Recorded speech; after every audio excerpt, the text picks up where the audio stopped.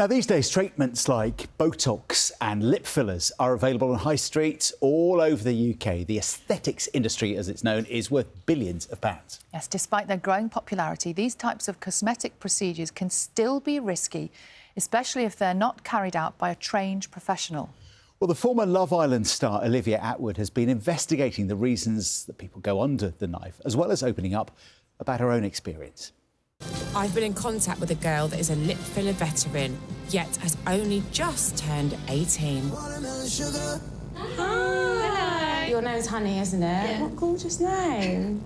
So you're having lips done today, but it's not the first time you've had them, is it? No, I was 16, nearly turning 17. You want to look like people at that age, like you feel influenced by people. So then I done it and complete regret. What happened that was so bad? So I found her on Instagram, went to this lady's house. The experience was just awful, like I feel like I'm traumatised from it. Like That's the way, horrible. her technique. I felt like she was just going in at any angle. And how much did you pay for that? I think it's about £100, around that. Is that it? Because that is obviously really cheap for filler. Yeah. Yeah. And what did it look like? Look, that was after. Oh my God. Like, it was awful. Did you know any of the risks going in, or were you just like, I just want it. lips? I was like, I just want it. So after that, I found Charlene, and then she made me fill out this form, and she was like, honey, you're not even 18. She's like, I can't touch your lips. So you just had to walk around with, like, lumpy filler in your lips? I had to wait until my 18th birthday, I had to wait a year. What makes you want to come back for more, even though you had such a bad experience? Because I love the look of when you first have them done. There's no way I could dissolve them. Really? Yeah. Yeah. Well, Olivia joins us now. Morning. Morning. I started watching this last night and I couldn't stop because it's fascinating, isn't it? The lengths that people will go to change their face, their body. Yes. Everything. And Honey, who you were talking to there, is a real case in point because she was so young when she first had her lips done. Tell us about her. So Honey first had her lips injected when she was 16 in the back garden. Is that allowed? It's not. It's against the law. So legally it's 18, but when it comes to cosmetic injectables, we basically have little to no regulations in this country. I mean, personally, and I think many people would agree, 18 is still very young to do things to your face. Obviously, she was left with an undesirable result and she was in some discomfort, but it could have been a lot worse. I think one of the most powerful things about this is that you're talking to people who've had procedures, but also being really honest about your own experience. Just tell us why you wanted to do that. Well, first of all, what have you been through? Yeah, so I thought, you know, there's no point doing this without leaning into my own experience. And like you say, I think it's a difficult one in my industry, in our industry.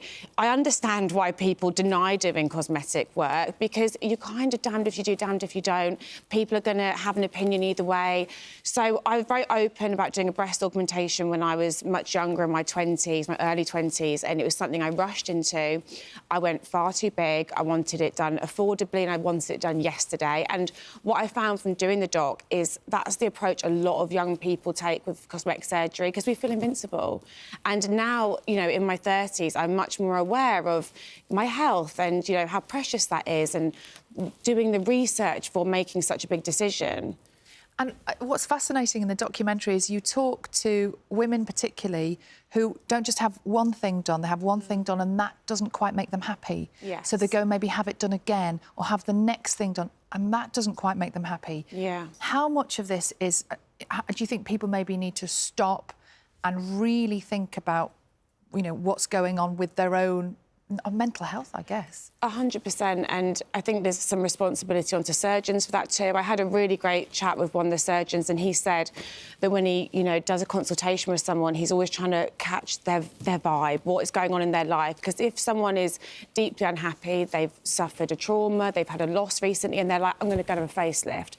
Actually, even if the facelift is perfect, you're still not going to be happy because you're looking to fill a void that cosmetic surgery wouldn't fix. So like you say, going to seek happiness through anything, you know, superficial is not going to have a good result. We know that to save money, a lot of people are going abroad. Yeah. They're choosing with sometimes catastrophic, fatal results. Yeah. We've just seen two, haven't we? There was a young lady, I think she had a gastric sleeve, who passed away. It's just awful. you know, there are good surgeons in Turkey and other countries like that, and we didn't actually dive into that in this doc because that's a whole documentary in itself, and we struggled to what we wanted to fit in these 5 episodes anyway. But the problem is a lot of this, you know, surgery tourism, they are drawing people in with cheap prices, and if something's really, really cheap, it should be a red flag. And then you come back here, if you're lucky enough to, you know, be well enough to come home, then you're in the hands of our already struggling NHS, or worse, it can be fatal. And I guess part of the challenge is, you know, if you tighten up the regulations here, as many people are saying, and therefore make it more expensive here, more people might then go abroad. It's tough, isn't it? It's a possibility, but I'm hoping maybe if people realise the risks versus reward, they might realise that actually my life and my health and my eyesight and everything is more valuable than an enlarged pair of lips, you know? OK, so for maybe teenagers, young men and women who look at their phones all the time, look at social media and everything's filtered and they change their faces, you know, how do we talk to them and tell them that actually this perfection, this pursuit of perfection isn't ever achievable because, you know, down the line you might have regrets?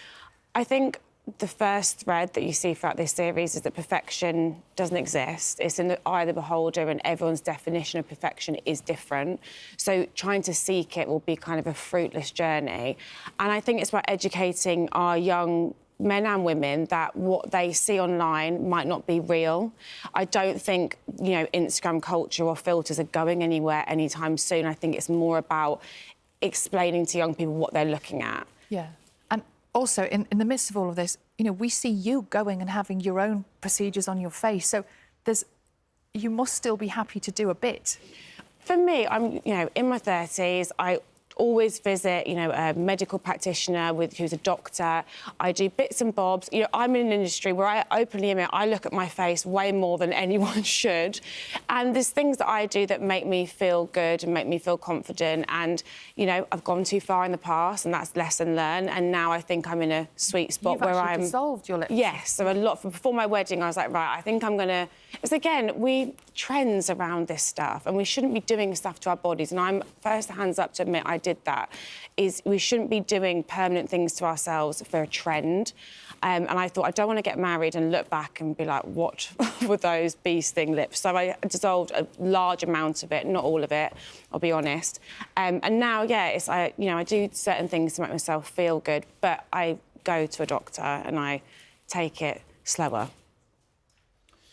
Well done, Olivia. Thank you. So, no, I think it's absolutely fascinating, and you know, I applaud your honesty for you know, everything you've done. It's a fascinating watch. Thank you so much. Good luck with it. And Olivia's documentary, it's called The Price of Perfection, is available now on ITVX. It's just coming up to 8 o'clock. Time to get the news, the travel, and the weather where you are.